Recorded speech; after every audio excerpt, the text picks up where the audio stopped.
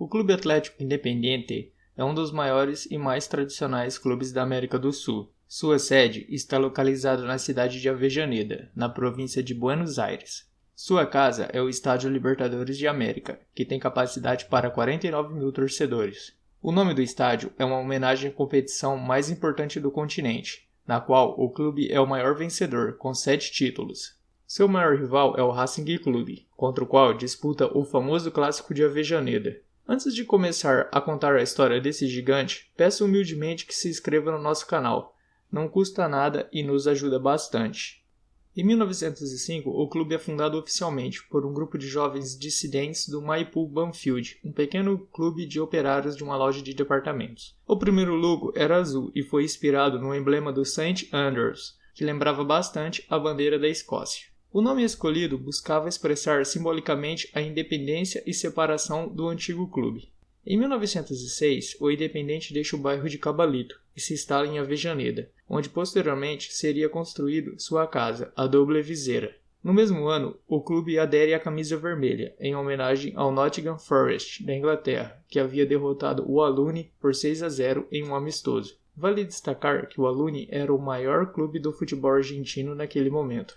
O primeiro título do campeonato argentino veio em 1922. O principal destaque da equipe foi o atacante Manuel Seoane, que foi o artilheiro daquela edição com incríveis 55 gols em 40 jogos, um recorde que permanece até os dias de hoje. Em 1926 veio o segundo campeonato argentino. Além de Seoane, a poderosa linha ofensiva do Independiente contava com Luiz Ravachino, Zoilo Canaveri, Alberto Lalin e Raimundo Orsi. Foi com essa formação que a equipe recebeu a alcunha de Diabos Vermelhos. Após bater na trave algumas vezes, o Independente voltava a ser campeão nacional, dessa vez com o bicampeonato. O principal destaque da equipe foi o atacante paraguaio Arsênio Érico, que foi o artilheiro nas duas conquistas. Além disso, Érico é o maior artilheiro da história do Independente e do futebol argentino, com 295 gols.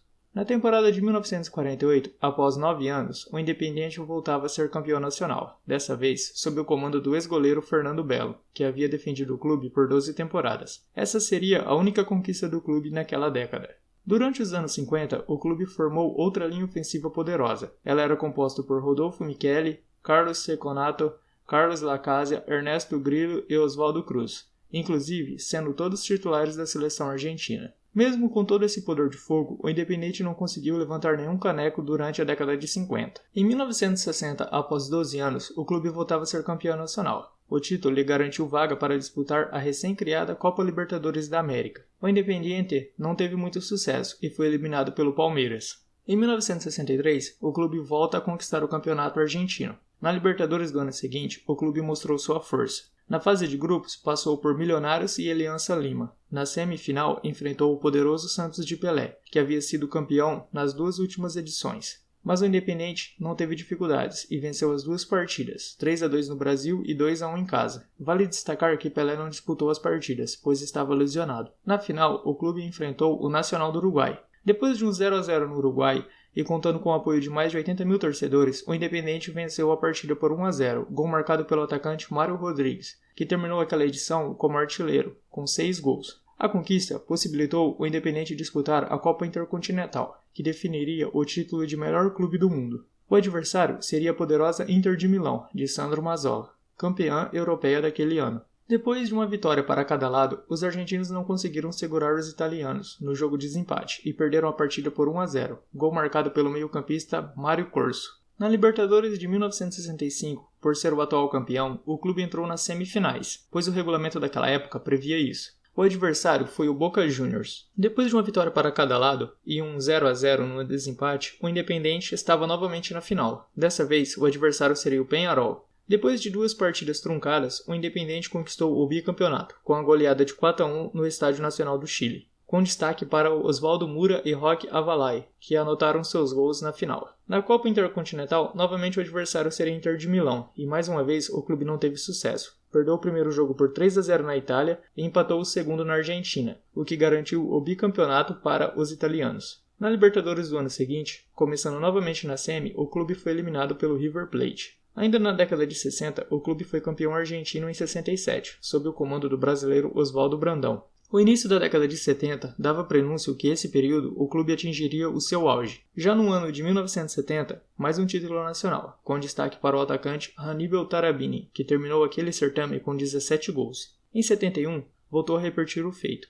O título veio na última rodada, na vitória de 2-0 sobre o Ginásio La Plata. A conquista garantiu ao clube a vaga para disputar a Copa Libertadores da América do ano seguinte. Na Libertadores de 72, o clube não teve muitas dificuldades na fase de grupos, que contava com o também argentino Rosário Central e os colombianos Santa Fé e Atlético Nacional. Na semifinal, passou por São Paulo e Barcelona de Guayaquil. Assim, o clube voltava a disputar a final da competição. O adversário seria o Universitário do Peru. Após um empate fora de casa, o clube conquista a sua terceira taça, ao vencer os peruanos em casa por 2-1. 2 gols do atacante Eduardo Maglione, um dos destaques daquela campanha.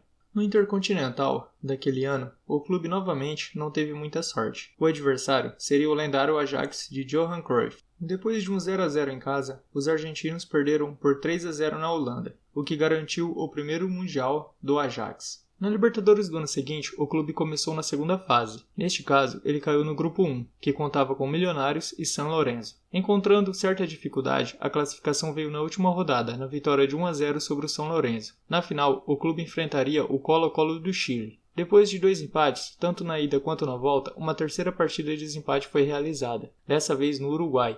E os argentinos saíram vitoriosos, 2-1 no sufoco. Assim, o Independiente conquista sua 4ª Libertadores e se torna o maior campeão do torneio, recorde que detém até hoje. Ainda referente à temporada de 73, o clube conquistou a Copa Interamericana, ao derrotar o Clube Deportivo Olímpia de Honduras, por 4-1 no agregado. No Intercontinental, o adversário seria Juventus, já que o Ajax, campeão europeu daquele ano, não quis participar. Em partida única no Estádio Olímpico de Roma, os argentinos saíram vitoriosos, 1-0, gol marcado pelo jovem Ricardo Bottini, que viria a se tornar o maior ídolo da história do clube. Em 1974, os Rojos conquistaram mais uma Libertadores. Novamente entrando nas semifinais, o clube se classificou à final após eliminar o Peñarol e o Huracan. O título foi decidido contra o Forte São Paulo de Pedro Rocha. Depois de uma vitória para cada lado, um jogo extra foi marcado, em Santiago, no Chile, e um gol do lateral, Ricardo Pavone, garantiu o pentacampeonato para os argentinos. Novamente, o clube conquista a Copa Interamericana, ao derrotar o Municipal da Guatemala. No Intercontinental, o campeão europeu novamente não quis disputar a competição. O alemão Bayern de Munique cedeu sua vaga aos espanhóis do Atlético de Madrid, que foi vice-campeão da Europa. No primeiro jogo, na Argentina, vitória para os donos da casa, 1-0, gol de Balbuena. Já na volta, em Madrid, vitória do Atlético por 2-0, e o título ficou com os espanhóis. Em 1975, o Independiente conseguiu o maior feito de sua história, o tetracampeonato consecutivo da Libertadores. De novo nas semifinais, o clube eliminou o Rosário Central e o Cruzeiro, indo para a final contra a União Espanhola do Chile. Depois de perder o primeiro jogo por 1-0, os argentinos venceram por 3-1 o jogo da volta, forçando uma partida de desempate. Lá o Independiente mostrou sua força e venceu por 2-0, com gols de Bertoni e Luiz Moreno. Era a coroação final de um time que marcou época. Neste ano não houve disputa do Mundial, por falta de datas entre os campeões. Na Libertadores de 76, o clube foi destronado e foi eliminado pelo River Plate na segunda fase. Ainda no mesmo ano, mais uma Copa Interamericana. O adversário na ocasião foi o Espanhol do México, que é o atual Clube Necaxa.